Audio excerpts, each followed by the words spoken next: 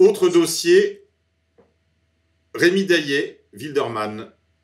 Xavier, c'est vous l'homme des hommes, le collectionneur d'hommes.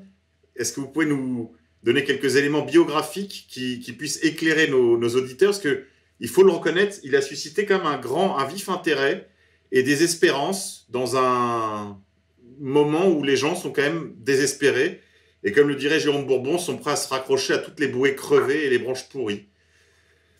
Qu'est-ce qu'on peut dire de Rémi Daillet qui soit un peu significatif et qui le remette dans son contexte? Bon, personnellement, comme tout le monde, j'ai reçu sur mon téléphone portable mi-octobre une vidéo de Rémi Daillet qui appelait au coup d'État. Et bon, ça m'a fait marrer. Je me suis dit, bon, il y a toujours eu ce genre de zinzin. Je me suis dit, bon, on est à mi-chemin entre Groland et le Pierre Richard des films de Weber, quoi. Enfin, je trouvais ça plutôt drôle. Et puis, j'ai été surpris par plusieurs choses. C'est d'abord qu'il appelait les gens à s'inscrire au coup d'État. C'est-à-dire, en dessous, il fallait se donner ses coordonnées et s'inscrire pour le coup d'État. Bon, déjà, je trouvais ça bizarre. Et puis, sa vidéo n'a pas été supprimée de YouTube, qui quand même aujourd'hui supprime à peu près tout, quoi. Il n'y a vraiment plus rien sur YouTube. Ah ben sur YouTube, c'est simple, il n'y a plus que des vidéos de chats et des documentaires animaliers et des tutos make-up. Hein. Et Vincent Lapierre. Et Vincent Lapierre. Et Vincent Lapierre. Alors, j'ai commencé à m'intéresser à lui et puis j'ai vu qu'il était actif dans le milieu de ce qu'on appelle l'école à la maison, qui est un mouvement assez intéressant parce que c'est un mouvement complètement transcourant, en fait, qui regroupe vraiment des tas de réalités et qui est en explosion complète. Je crois que c'est plus 30% par an en ce moment, entre les gens qui veulent que leurs enfants aient une éducation spirituelle, qui veulent pas des programmes de l'éducation nationale, ceux qui veulent protéger peut-être leurs enfants d'une certaine immigration, une immigration qui elle-même veut parfois garder les valeurs du Coran, etc. Enfin, c'est un mouvement qui est complètement protéiforme, qui est assez intéressant d'ailleurs.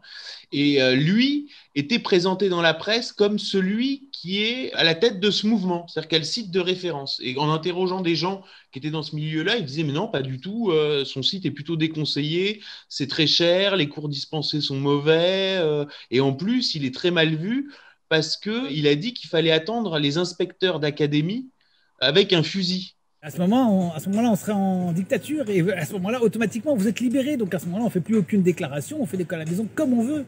Comme on veut, on n'a plus rien, plus aucun compte à rendre à personne. Et si l'académie nous appelle pour dire où est l'enfant, ça ne vous regarde pas, vous êtes la dictature, ça ne nous intéresse pas. Vous n'avez qu'à venir, moi je vous mets un coup de fusil. Voilà, c'est comme ça qu'on va réagir. Il n'y aura plus de problème à ce moment-là. Vous croyez que les fonctionnaires ils vont prendre des risques? Or, bon, c'est le meilleur moyen de se voir retirer la garde de ses gosses. Donc, et des gens se sont demandé si c'était un idiot utile, un agent provocateur. Et donc là, du coup, bah, je me suis dit, bah, tiens, si je m'intéressais à Rémi Daillet.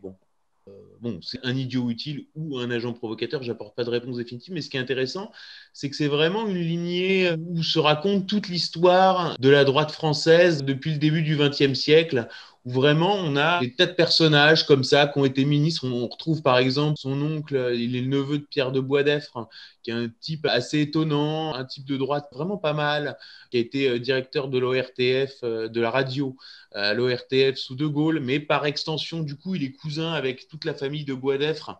Donc beaucoup de membres sont au club Le Siècle, dont des gens qui sont sous-préfets, dans l'inspection des finances, à des postes stratégiques, par exemple. Une de ses cousines est directeur des études au Conseil d'État, vous voyez, et cousine germaine, hein, pas cousine éloignée comme Plenel. Et puis sa figure tutélaire, son père, est quand même un personnage intéressant puisqu'il a été 20 ans député UDF de la Manche, la circonscription voisine d'Olivier Stirn. D'ailleurs, avec Olivier Stirn, ils ont été mouillés dans l'affaire Atlani, qui était une affaire de pots de vin dans la région. Et surtout, il a été le pilier du centrisme et des réseaux, je dirais, américains en France, en tout cas dans la représentation parlementaire, dans le contexte de la guerre froide. Et donc, il est dans des tas de réseaux, et notamment, alors, il est connu pour avoir dit que Simone Veil voulait jeter des embryons au four crématoire pendant le vote sur la loi Veil. Et en fait, on a retrouvé, et on révèle dans Faits et Documents, un courrier de son père au comité de la pensée juive qui explique, mais vous savez que je ne suis pas antisémite, j'ai monté avec Jean Friedman une opération secrète pour aller capturer Klaus Barbie en Bolivie et le ramener en Israël. Alors, bon, c'est lui qui le dit. Est-ce que c'est vrai, est-ce que c'est faux? Mais il semble avoir un rôle assez particulier puisqu'il a quand même été vice-président de l'Internationale démocrate chrétienne. Il était rémunéré pendant des années avec des fonds plus ou moins opaques pour assurer la représentation en France de Duvalier, le dictateur haïtien, donc Baby Doc. Il a été décoré à Haïti à ce titre. Enfin, c'est un personnage avec une personnalité assez complexe. Alors de là, Rémi Daillet tire sa participation à la guerre en Croatie, qui en fait est une opération de com de son père. C'est-à-dire que lui est allé en Croatie avec son frère Michel Daillet.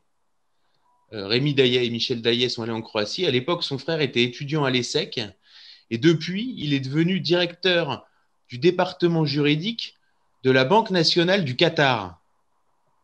Donc, c'est pour dire qu'on n'est pas dans des milieux marginaux, quoi. Vous voyez, on est vraiment dans un milieu d'élite, puisque le frère est avocat d'affaires à Doha, directeur juridique de la Banque nationale du Qatar, toute la famille est au siècle.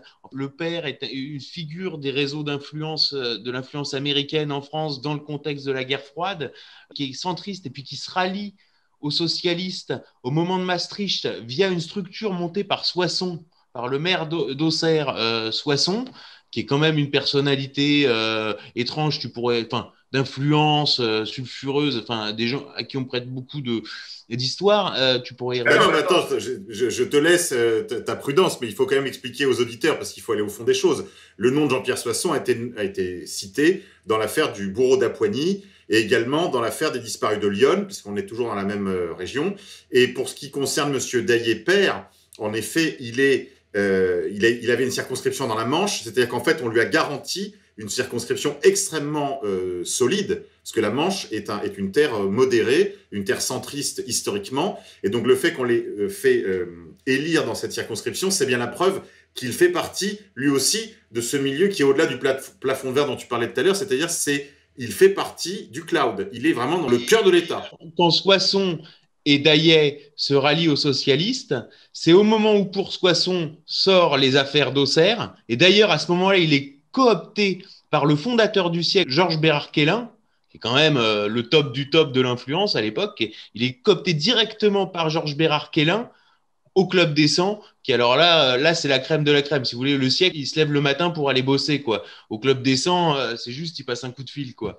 Et donc, il est quand même dans ces réseaux-là et il participe donc à la guerre de Croatie, mais en fait, il reste que 24 heures sur zone avec son frère. Là, j'ai eu des confidences de gens qui m'ont dit non, ils sont restés 24 heures, ils ont pris les photos, c'était une opération de communication pour son père. Et on retrouve à l'époque des articles mes fils en Croatie, dans l'événement du jeudi, dans VSD, et dans une certaine presse de droite, puisqu'il y a même une interview de Rémi Daillet à ce moment-là dans Présent, et une de son père dans Minute. Donc en fait, alors c'est intéressant juste de dire un mot de Présent quand même, le fait que ce soit publié dans Présent, c'était probablement dû à l'influence américaine dans la rédaction de Présent, par le biais principalement de Alain Sanders, Alain Potier de Qui s'en est jamais caché par ailleurs. Qui s'en est jamais caché, mais je pense qu'il faut préciser parce que là, on a quand même une connexion qu'on peut presque appeler gladio. C'est-à-dire qu'on voit des relations avec une certaine extrême droite anticommuniste. Les Serbes étaient communistes et qu'il fallait rallier la droite catholique derrière les Croates. À une époque où, je rappelle, Golnadel défendait les Serbes, Finkelkraut défendait les Croates et Bernard-Henri Lévy défendait les Bosniaques. Voilà, donc on est dans ce contexte-là, et lui, il est effectivement, on sent que le père est sur un agenda bien précis, et Rémi Daillet va faire carrière intégralement. Alors, ce qui est marrant, c'est sa formation initiale, c'est l'acteur studio. D'ailleurs, il est formé par Mesguich à l'American Center, à la Comédie. L'American Center, c'est un centre, c'est pas directement géré par les Américains, c'est un centre culturel de la Fondation Rockefeller, et qui était dirigé par Judith Pizarre. Et à l'époque, le prof de théâtre à l'American Center était Daniel Mesguich, qui est un type un peu mégalomane, qui fait des mises en scène dans le théâtre subventionné, genre il te fait Don Juan en cuir, après il te fait je sais pas quoi, l'école des femmes en cuir. De la communauté. Hein. Alain ? De la communauté, il faut quand même le rappeler. Pizarre, Mesguich, c'est la communauté, intégralement. C'est ça. On est quand même dans une extrême droite qui n'est pas du tout antisémite. Hein. Donc il est là-dedans, mais en même temps, il fait que quelques doublages de films. Ensuite, il apprend vaguement le japonais. Il se recycle, il prend un château de sa famille qu'il administre en chambre d'hôte. Alors c'est un gros château, c'est assez beau d'ailleurs. C'est à Vaison-la-Romaine où il y avait eu la fameuse inondation là. D'ailleurs, il gère ça avec ses frères, hein, c'est géré en famille, et en même temps, il commercialise des savons bio. Alors, il a l'air un peu mégalo et un peu velléitaire dans son truc. Je trouve que c'est des traits de caractère qui ressortent, et je vais dire pourquoi. On sent que là aussi, hein, on sent l'intervention du père quand il devient secrétaire de la section du MoDem à Toulouse. Donc c'est quand même une vraie section pour le MoDem. Je veux dire, il a ses chances de faire une vraie carrière politique. Juste pour rappeler, parce qu'il faut que nos auditeurs comprennent bien la géographie politique là, à laquelle on a affaire, le centrisme est très puissant dans le sud-ouest. Je rappelle que François Bayrou ainsi que le sympathique basco-béarnais Jean Lassalle sont dans le sud-ouest. Hein, et que Toulouse, Lourdes, c'est des villes des centristes comme Douste Blazy et également celui qui deviendra plus tard le patron du CSA, Dominique Baudis. Donc ce sont des terres centristes. Voilà, exactement. Et donc là, il a une vraie chance de faire une carrière politique. Tu vois, tu te dis, bon, il a les réseaux, tu sens qu'il n'est pas là par hasard, machin. Et en même temps, il flingue tout. C'est-à-dire, il se fait virer du MoDem. Alors là, j'étais halluciné parce que je ne savais pas que ça pouvait exister. Il se fait virer du MoDem pour espionnage. Donc, il se fait virer de chez Bayrou pour espionnage. Ensuite, on le retrouve en DRS. Faut préciser. Espionnage parce qu'il enregistrait en cachette les brainstorming, c'est ça? Voilà, c'est ça. Exactement. Donc sans doute que c'était pour les filer à la concurrence. Hein. Donc il y a à côté quand même petit mec placé en mission pour faire des... Il me fait penser à du Lee Harvey Oswald de province, tu vois ce que je veux dire? Mec à moitié malin, à moitié con, à moitié manipulé, à moitié manipulateur, qu'on retrouve ici, qu'on retrouve là. Il a le même genre de physique. Le Lee Harvey Oswald, rappelez-vous. Moi, je regarde son regard, je regarde ses prestations. Je pense tout de suite à Lee Harvey Oswald, tu vois. Et alors, en plus, il a des trucs bizarres. Donc, il devient brièvement DRH d'une société de gardiennage en région parisienne. Enfin, ça, c'est un peu obscur. Mais surtout, il est graphomaniaque. C'est-à-dire que pendant toute sa vie, pendant toutes ces années, il écrit un bouquin de 1600 pages qui va finir par auto-éditer, qui s'appelle Reinhard Tarkan. Et il le publie, d'ailleurs, il ne le fait pas trop apparaître dans sa bio, sous le pseudonyme de Max Montgomery. Et je vous invite, je ne sais pas si le site est toujours sur Internet, en tout cas, moi, je l'ai archivé. C'est un site Internet donc, qui est destiné à faire la promotion de Max Montgomery, auteur du grand roman du siècle Reinhard Tarkan. Et il a inventé des citations d'auteurs pour faire la promo du bouquin. Mais alors, c'est drôlissime, quoi. C'est du type... je sais pas quoi, un ouvrage remarquable, Jean d'Ormesson, décapant, Jean Raspail, enfin, et vous en avez comme ça, enfin, c'est vraiment assez drôle, et là on se dit, bon, le type est à la fois mégalo et mythomane, et puis ensuite il se fait virer par Farida Belgoul des journées de retrait de l'école, et puis maintenant il est installé en Malaisie, alors j'ai regardé, c'est sur une île. Et en fait, il a des tas de sites où il vend des conseils pour s'installer à l'étranger. Alors, il vend des conseils en tout genre, si vous voulez vous installer à l'étranger, pour faire l'école à la maison, etc. Enfin, en tout cas, ce qui est sûr, c'est qu'il est tranquille sur son île en Malaisie. Il fait de la sous-location de biens. Honnêtement, je pense que c'est n'importe quoi. Mais ce qui est sûr, c'est que de toute façon, tous les naïfs qui mettent leurs coordonnées, eux, ils se font choper parce qu'en fait, c'est ce qu'ils appellent, le gouvernement appelle la lutte contre le séparatisme. Alors que c'est en fait, c'est les élites qui ont fait sécession, c'est ça qui est important à comprendre. Et que dès lors on ose critiquer la sécession des élites, on se fait accuser de séparatisme. C'est ça l'idée qui est importante. Et que lui, de toute façon, de par sa géolocalisation et de par ses appuis dans la technostructure, il lui arrivera jamais rien. Voilà, c'est ça que je veux dire. Alors moi, je voudrais juste dire un mot sur l'école à la maison, parce qu'en fait, Rémi Daillé, sa principale fonction, ça va être ça. C'est un pot de miel. Il va servir à justifier les lois en vue de l'interdiction totale de l'instruction en famille. Il a tenté d'infiltrer une émission de RFM qui était consacrée donc c'était une libre antenne consacrée à l'école en famille, ou l'instruction à la maison, si vous préférez. Il a publié unilatéralement cette émission qu'il avait enregistrée par devers lui, en abus total par rapport au contrat moral qu'il avait passé avec les animateurs de la libre antenne, qui n'avaient pas publié ce passage de l'émission parce qu'ils ont décidé de l'écarter après s'être aperçu de qui il était. Donc c'est une chose qui en plus était utilisée par la suite sur les réseaux sociaux pour essayer de nous compromettre.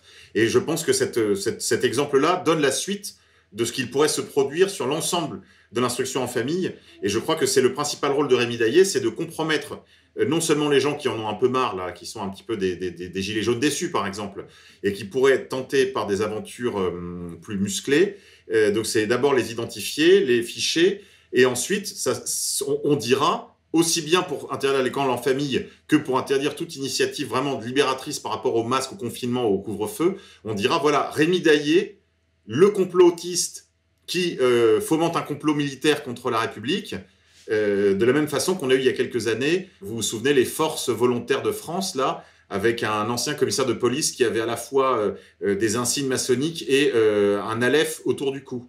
C'est typiquement un pot de miel préparé par l'État profond pour interdire l'école à la maison, frapper ceux qui essaieront de la défendre. Et que lui en soit conscient ou pas, d'ailleurs. Hein, ça n'a rien à voir, oui. Alain Soral ? Oui, moi, ce qui m'avait choqué quand on m'a demandé si c'était sérieux, s'il fallait le suivre, j'avais dit c'était la naïveté des gens qui posent la question. Mais moi, quand je suis allé voir son site, j'ai vu quand même qu'il insistait, et c'était le seul truc sérieux de son site, parce qu'il a fait première sommation, deuxième sommation, il en est à la 27e sommation, hein, c'est qu'en fait, il incitait les gens à donner leur nom et leur adresse avec marqué « Je suis partant pour un coup d'État ».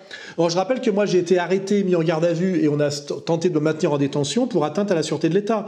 C'est-à-dire les gens qui me disent « Oui, vous dites aux gens d'être prudents, mais il faut se bouger, ou de toute façon, nous aussi, on peut être fichés quand on est sur votre site », c'est que les gens ne comprennent pas qu'il y a des problèmes d'échelle et de palier. C'est que n'importe qui s'inscrit sur son site peut être arrêté du jour au lendemain pour atteinte à la sûreté de l'État. Et surtout, après, dans la presse, on a un réseau d'extrême droite qui pousse à la sédition. Je veux dire, c'est le même travail que fait l'État profond pour recruter des abrutis réislamisés qui se proposent de faire le djihad sur Internet et qu'on arrête et qu'on désigne comme terroriste islamique. C'est exactement le pendant chez les identitaires. Je veux dire, ce type, par bêtise, par mégalomanie ou parce qu'il est utilisé. Alors je sais pas. Je vous dis, c'est pour ça que je pense à Lee Harvey Oswald. On ne sait pas si Lee Harvey Oswald c'est un patsy d'une certaine manière. Il croit participer à une super opération de politique et il y participe, mais c'est pas celle qu'il avait compris. Et au bout, en fait, il est liquidé. Hein, bon, lui, il envoie surtout des types au casse-pipe. Et moi, c'est pour ça que je me suis un peu énervé. Je me dis oui, mais alors qu'est-ce qu'on fait ? On fait rien, etc. De toute façon, vous ne ferez rien par YouTube et par Internet. Mais par contre, vous pouvez immédiatement être arrêté.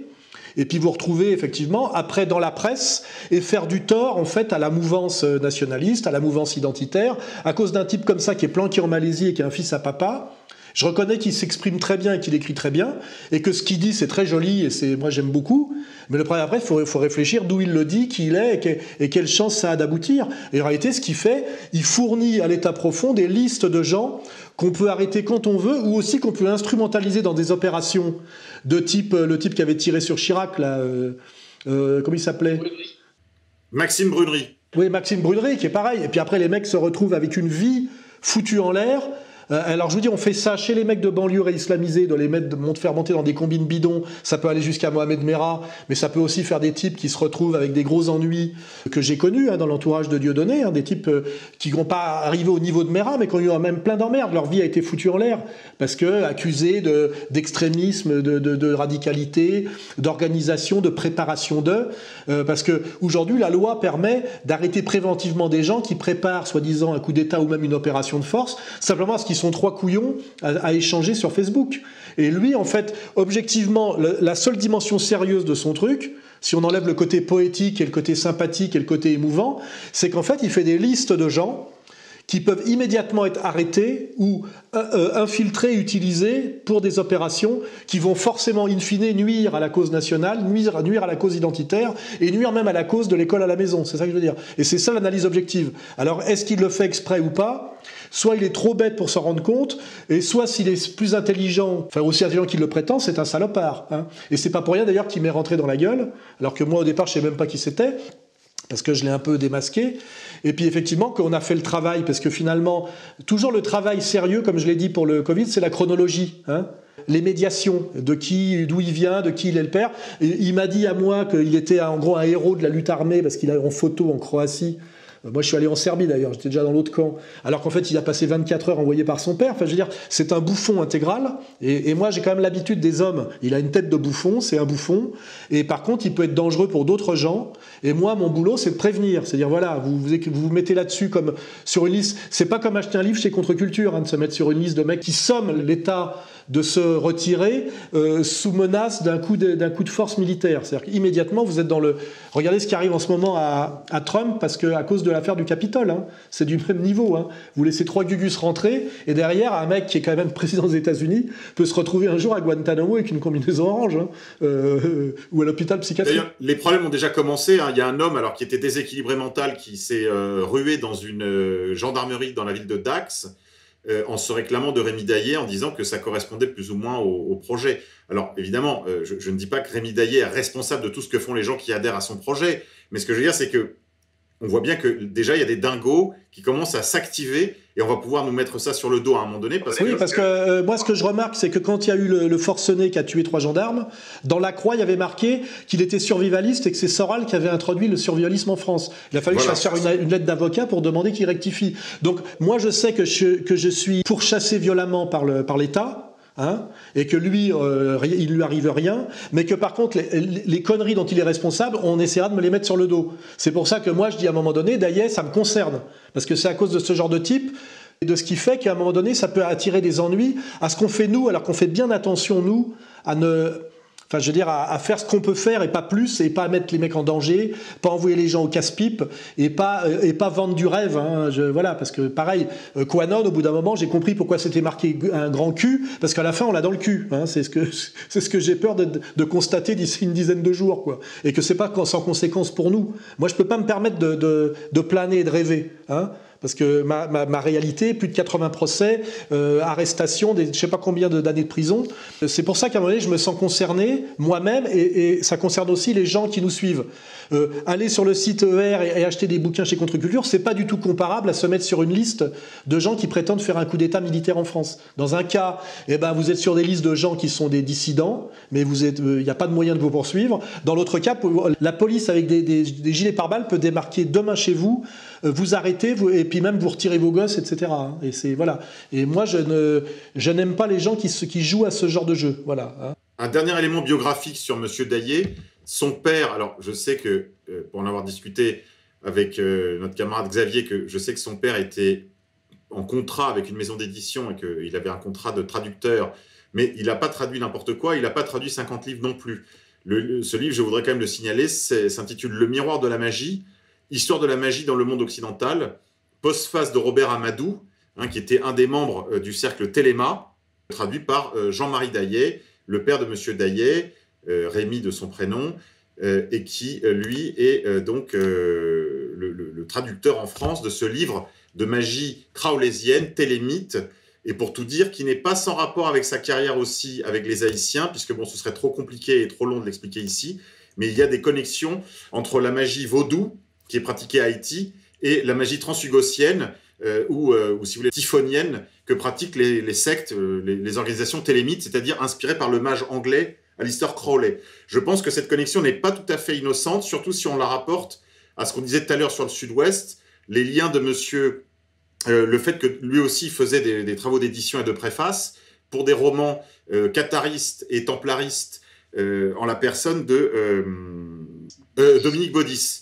Donc là, on a une connexion quand même avec les sectes et les milieux néo-templiers, martinistes, crowleysiens, et ce n'est pas non plus sans rapport avec les opérations de Gladio.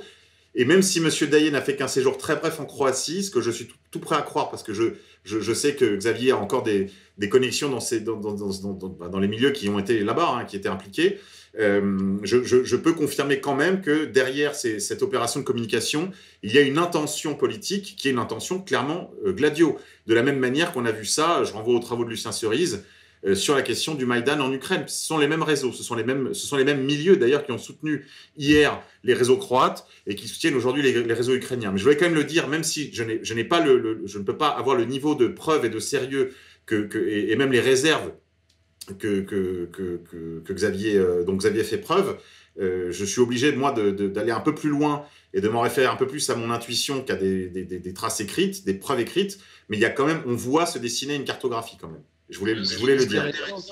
C'est aussi l'entre-gens international du père qui est tout à fait étonnant. Et dans le contexte de la guerre froide, qui est encore plus frappant. Par exemple, au tout début de l'arrivée de l'Opus Dei en France, il y a toute une série d'enquêtes dans le monde, et au bout d'un moment, il y a un droit de réponse. Et le droit de réponse de l'Opus Dei est signé par Jean-Marie Daillet, par le père de Rémi Daillet. Et à cette époque-là, lui-même anime des groupes pro-catalans en France, alors qu'il y a des guerres d'influence entre différentes branches de la Phalange et l'Opus Dei dans l'Espagne franquiste, avec des réseaux que je dois reconnaître ne pas maîtriser, mais on voit bien que lui est un agent dans des opérations internationales. Et je veux dire, sur Duvalier, c'est quand même très particulier. L'international démocrate chrétienne, en arrière-plan, il y a Pinochet.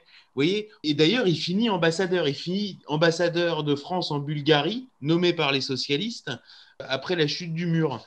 Et c'est vrai que c'est un homme à la fois méconnu.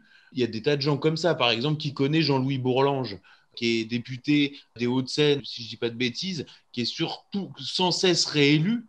Hein, où on en a pareil à Bruxelles, qui sont toujours dans les bonnes places sur les listes, qui passent complètement sous les radars et qui sont toujours réélus. Et puis quand on regarde le CV, ils sont dans tous les réseaux trilatéral, siècle, etc. Et qui sont en fait des types à qui on donne des fromages et des places stratégiques. Non, mais Jean-Marie Daillet était également dans les réseaux de voisins, le réseau de la Fédération, qui était en fait un des réseaux intellectuels qu'on pourrait rapprocher de la Pan-Europe de Koudenov-Kalergi dont on parle en début d'émission. Il est dans le réseau de voisins, donc dans le mouvement fédéraliste de voisins. Il est au club, il est au cercle de Pinet, qui fait la connexion entre le centrisme, enfin on va dire entre les républicains indépendants, les centristes, les modérés, et l'extrême droite, on pourrait dire l'extrême droite internationale, c'est-à-dire soutien à l'Afrique du Sud, mercenariat, etc. Donc il y a quand même un climat gladio, et il est aussi proche de tout ce milieu-là. Tout ce milieu-là, c'est le milieu des Aspen, c'est le club Aspen. Il est reçu par le comte Denis de Kergorlet, qui avait le château de Canizy, où se retrouvait à l'époque tout ce qui comptait dans la Mitterrandie, hein, et qui doit être aujourd'hui président de l'Interallié, le comte Denis Kergorlet, puisque Zemmour avait candidaté pour y rentrer. D'ailleurs, je ne sais pas s'il y est rentré. Il faisait des pieds et des mains il y a quelques mois pour y rentrer. Enfin bref, et à cette époque-là, donc le comte Denis Kergorlet organisait les rencontres de l'Aspen Institute en France. Et on voit Jean-Marie Daillet qui y va précisément pour obtenir son poste de diplomate et faire valoir son entre-gens international. Donc, mon article sur Rémi Daillet, je pense, est assez intéressant parce que ça permet de voir cet entourage et puis de raconter une histoire qui n'a pas forcément été racontée.